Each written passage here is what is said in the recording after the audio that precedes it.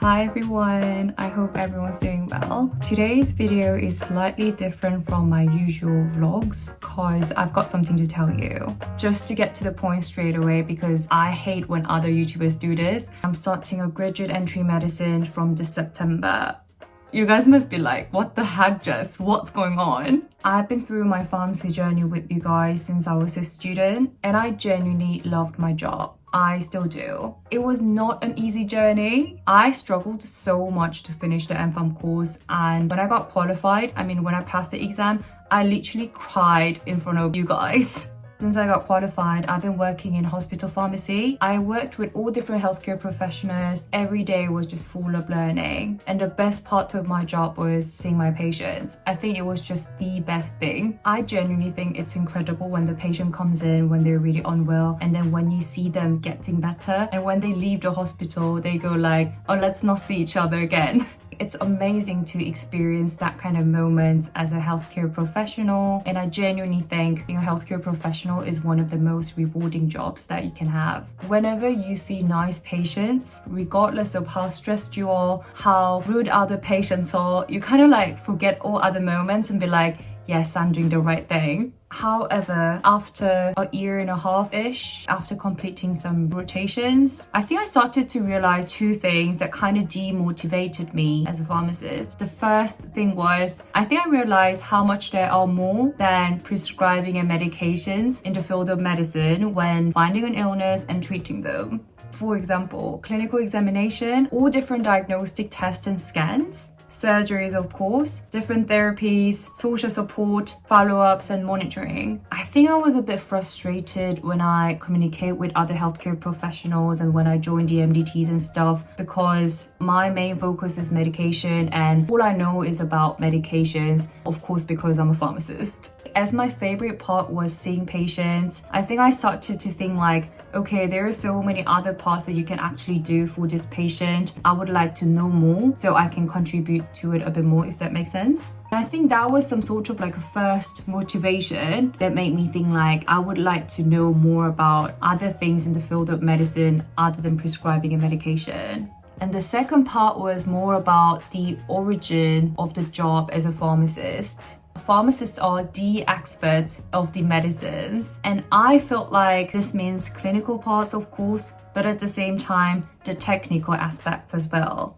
Pharmacists know the very small details of the medications, the dose, indication, side effects, monitoring requirements, and literally everything. This is why nurses and doctors rely on pharmacists quite a lot when they give some medicines or prescribe something.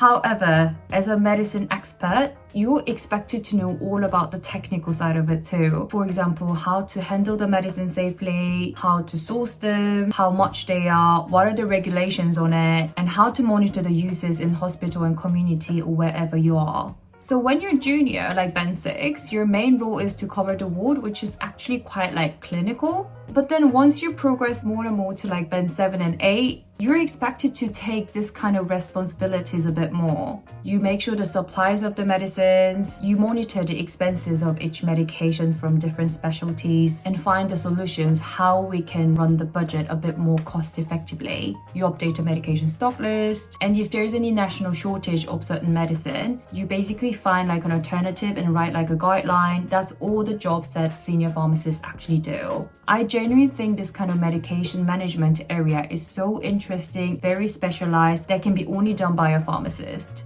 However, the problem was, I did not think that it was for me. I love seeing patients, I love investigating the physiology and the science of an illness and how to treat them. So basically, the fact that when you progress in your career, you get to do the things that you don't really necessarily like more, and you get to do the things that you like less, kind of like really demotivated me, and I started like reconsider progressing further in this pharmacy field. I thought about other fields as well. I've been to community, I know that it's not for me, and I knew that GP can be quite clinical, but then it's more like just medication reviews, and I thought industry could be actually worse because it's all about like regulations, legislation, new studies, data. There's no patient facing that, which I really like. So I was like, okay, I've been working as a pharmacist only for 2 years. it already kind of demotivates me a bit. I know that it's not really for me. How am I gonna do this for the rest of my life? It took a while to process all this kind of like thoughts and everything, and I started thinking about what exactly I want to do. A job that allows me to see patients, and also a job that allows me to focus on the science of an illness and how to treat them. And that was a time that I realized that I think I would like to be a doctor. I was like, oh shoot.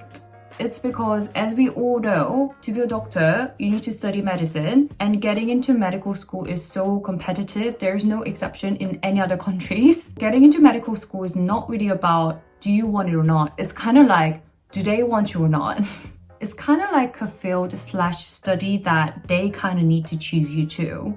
In terms of going back to full-time study and how long it takes and stuff, it didn't really bother me that much, to be honest, because I wanted to do PhDs anyways. So I kind of like started looking into it, and I got to know about this graduate medicine. Graduate entry medicine is basically like a 4-year course which is designed for the people who did like an undergraduate degree already. So you need a degree and you need some sort of relevant work experience as well, but they tend to be even more competitive than undergraduate medical school just because of the places available. And there are like all different entrance exams like UCOT, BMAT, GUMSET, and realistically, as because I was working full-time, UCOT was pretty much the only exam that I could actually prepare for while working full-time. And another thing was, I love Central London. I did not want to leave Central London, and this really did not help because there are not many medical schools in London. Half of them use like BMAT. There are literally 3 universities that I could possibly like consider. But I just decided to have a go, and I finished my UCAS application during my holiday, and I had some interviews, and not too long ago, I got an unconditional offer from one of the universities that I applied for. It took some time to like process this because I really did not expect that I would actually get an offer. You know, like when your plan A goes actually really well, you kind of be like, okay, am I ready for this? I think I was thinking a bit like, am I actually leaving this pharmacy field that I kind of like dedicated almost like 8 years, including uni, pre-reg, and all my, you know, experience and everything. And also I was a bit like, okay, I have a good job in this like central London in one of the, you know, biggest hospitals in the country. Am I really like quitting my job? You know, that kind of entire like processing. But after lots of thoughts, I've made my decision to take the opportunity, leave the field that I know that's not for me, and pursue my second career as a doctor. I think the main thing that I was trying to focus was there is no point staying in the field that doesn't really interest you anymore.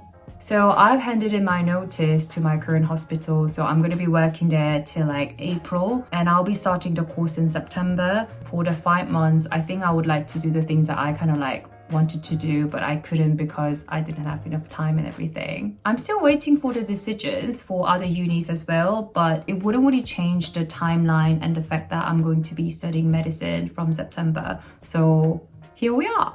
I feel like I'm betraying all my pharmacy subscribers because you guys been there for my whole journey, but I will always have my license anyways. And the fact that I went through the whole pharmacy school, pre-reg, and Band 6 life with on-calls and everything, they don't really go anywhere. So please don't hate me too much. And I hope you guys will be there for my second career journey as well. So that was pretty much the biggest announcement. I actually feel so much better because like I was actually feeling so nervous and be like, oh my god, what I'm gonna say, how can I deliver this, you know, like the entire like thoughts. But I'm actually feeling so much better. I hope you weren't too shocked, and maybe by the end of this video you kind of like started processing my life update. I'm gonna be with my hospital till like April, so nothing's really gonna change like right now. So I'll see you guys later in my next vlog as usual.